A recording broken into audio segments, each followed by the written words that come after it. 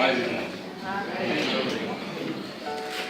Vou ver se eu consigo, pelo menos, ler uma passagem aqui, porque esse mês para mim é muito especial, porque está fazendo, nesse mês, 10 anos que eu batizei. Não foi à toa assim, não foi sem querer, fui escolhido para poder trazer a palavra.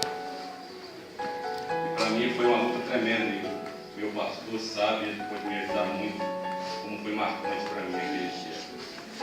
Julho de 2004. Pois bem, Deus tocou no meu coração, e para mim falar de uma passagem aqui, e eu vou ser breve. Eu espero que os irmãos possam entender, senão depois eu posso ajudar. E tem várias referências aqui comigo. Que se encontra lá em 1 Coríntios 10, do 1 ao 13.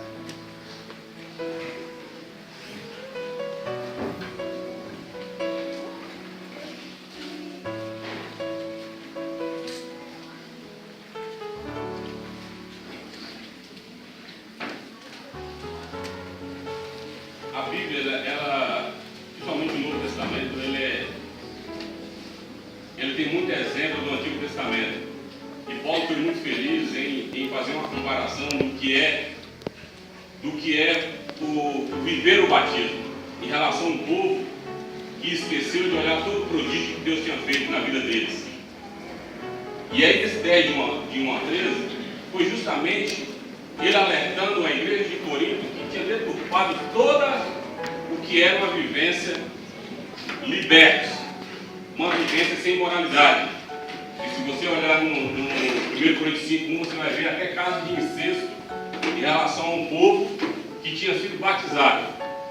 Então ele alerta a igreja de Corinto, e hoje nós temos a mesma oportunidade de usar essa mesma referência para tentar contextualizar, para poder ficar inteligível ao nosso tempo. Se depois os irmãos podem ver em casa, em Êxodo 12:37, quase 2 milhões de pessoas, mais ou menos, que saíram do Egito, de 600 mil homens, 600 mil homens, acima de 20 anos, de todos eles que saíram ali do Egito, apenas 2 não murmuraram, não cobiçaram, não praticaram a idolatria, não colocaram Deus à prova, e eles conseguiram entrar. De 600 mil homens, Êxodo 12:37, você vai ver, só Josué e Caleb. E o que eu quero assim para os irmãos hoje é poder olhar tanto para os batizantes, para os já batizados, e nós venhamos perseverar como esses homens perseveraram e não se deixarem ir pela influência da maioria que não agradaram a Deus. E aí, analisando aí 1 Coríntios 10, versículo 1 e 2, aí diz: ora, irmãos, não quero que ignoreis que nossos pais estiveram todos sob a nuvem, todos passaram pelo mar, tendo sido todos batizados assim na nuvem como no mar, com respeito a Moisés. Então aqui Paulo já começa a mostrar em relação a que todos aqueles homens foram batizados. Eles tinham sido batizados. E aqui eu fazendo essa analogia aqui do mar, quando eles passaram uma vez libertos, mas aí batizados no mar e também nas nuvens. Ou seja, a nuvem era a presença de Deus ali constantemente com eles, para justamente não deixar eles perecer por causa do calor, por causa do sol. Então, ou seja, mas Deus falava também. Então era nítida a presença de Deus ali, justamente dando a direção para eles.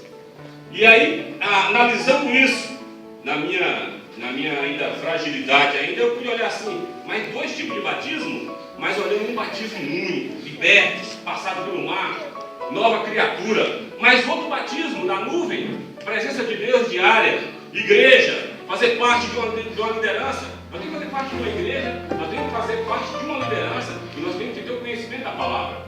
Isso é o diário, isso é o batismo constante. Infelizmente, nós podemos ver que alguns irmãos nossos não se encontram aqui justamente porque não perseverou nessa renovação que nós temos que renovar a cada dia.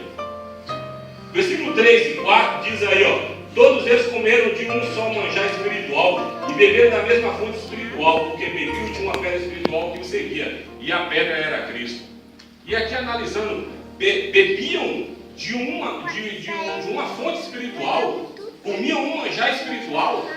Ou seja, no deserto jamais eles teriam água e teriam alimento. Era algo muito espiritual mesmo, onde surgia tudo aquilo ali. Já dando uma simbologia para nós da ceia após o batismo.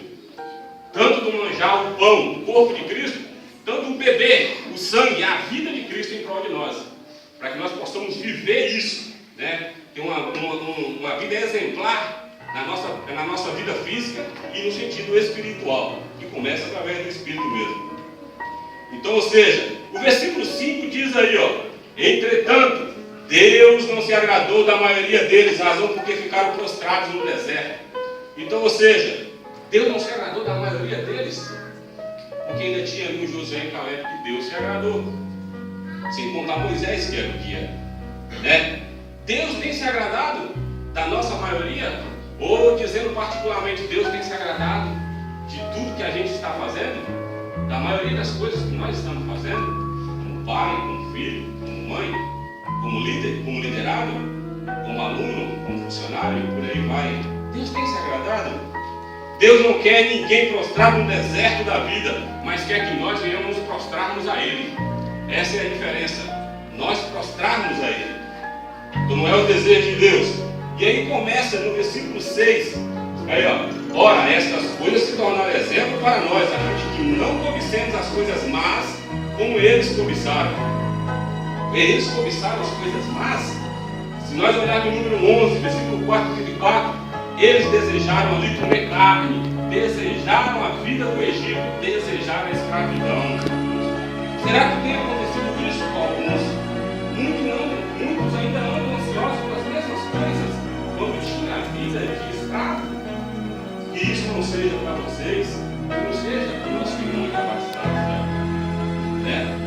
Versículo 7. Aí diz: não vos façais, pois, idólatras como alguns deles, porquanto está escrito: o povo assentou-se para comer e beber, e levantou-se para divertir-se. Ou seja, não ser idólatras. Se nós olharmos em Números 32, versículo 6, vamos ver que o povo levantou para ofertar e se divertir com seu ídolo, o bezerro de ouro.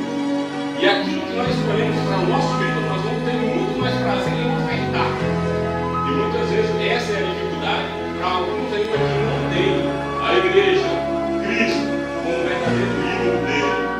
Ou seja, acho que está sendo bezerro de ouro nos nossos tempos. Temos que olhar várias circunstâncias. Será que a internet é o trabalho? Será que a TV é a fome, é a riqueza? Quem tem se tornado o bezerro de ouro que faz com que muitos venham até se prostrar perante o deserto? Quem está tomando este lugar?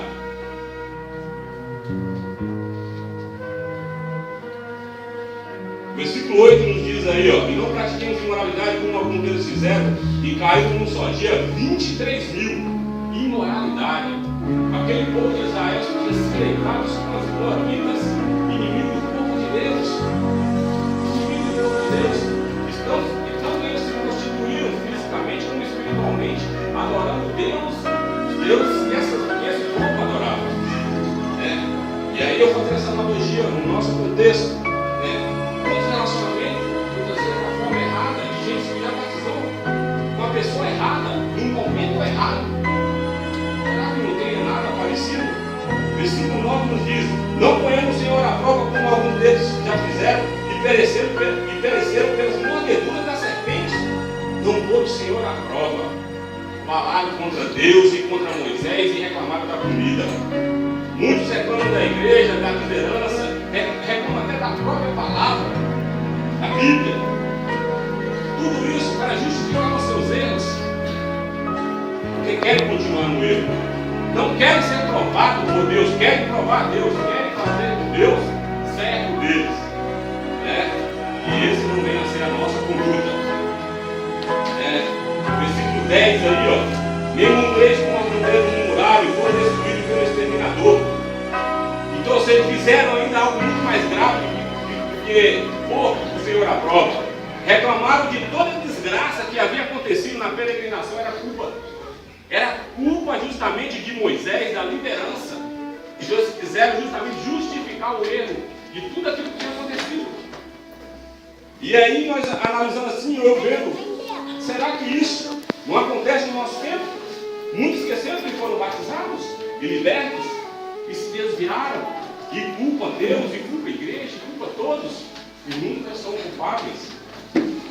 E o versículo 11 nos diz aí: essas coisas sobrevieram como exemplo e foram escritas para a advertência nossa, de nós outros, sobre quem os fim dos séculos tem chegado. Se isso aqui foi tão assim para o tempo de Paulo, quando ele falou para a igreja de Corinto, mais atualizado está para o nosso tempo, com tanta coisa acontecendo. E o alerta no versículo 12: aquele, pois, que pensa estar em pé, veja que não caia. Então é alerta para nós continuarmos sendo liderados, pertencendo à igreja, participando, meditando na palavra, para que esse renovo seja constante. E aí no versículo 13, aí encerrando: não vos sobreveio tentação que não fosse humana, mas Deus é fiel e não permitirá que sejais tentados além das vossas forças. Pelo contrário, juntamente com a tentação vos proverá livramento, de sorte que a possais suportar. Mas o grande problema é que quando nós saímos da presença de Deus, nós não conseguimos suportar. Ou seja, Deus não deixa sermos tentados além de nossas forças, se nós tivermos compromisso com Ele. Mas desviando dele, caímos em várias tentações, sim, e não conseguimos suportar. Então vamos cobiçar, vamos praticar imoralidade, vamos praticar idolatria, vamos querer pô-lo à prova e vamos viver murmurando. Deus não quer isso para nenhum, muito menos para vocês. Está tendo a oportunidade de não ser nada disso que muitos deles foram. Deus, Ele não quer. Deus quer que nós venhamos viver o batismo diário, justamente para não ficarmos prostrados perante o deserto.